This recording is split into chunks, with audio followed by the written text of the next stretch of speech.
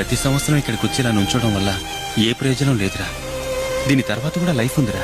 పోరా, పోయి చెప్పరా నాకు ఈ పెళ్లి ఇష్టం లేదని.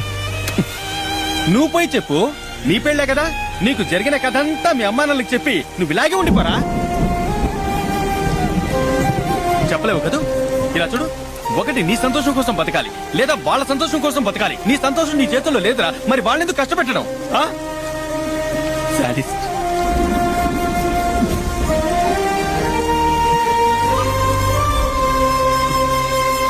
రే జాన్, లవ్ ఫెయిల్ అయ్యాక లైఫ్ లేదనుకుంటే 25 ఏళ్ల వయసు తర్వాత ఎవ్వరూ బతకర్రా. నీకు పెళ్ళైందని నీకు నాకు మాత్రమే తెలుసురా. ప్లీజ్ రా. ఎంతో మంది పెళ్లిళ్ళు మనసుకు నచ్చినట్టు జరగడం లేదు, అయినా వాళ్ళు బతకట్లా. నీకెప్పుడు ఆ లైఫ్ నచ్చుతుందో అప్పుడే ఆ లైఫ్ మొదలెట్టు.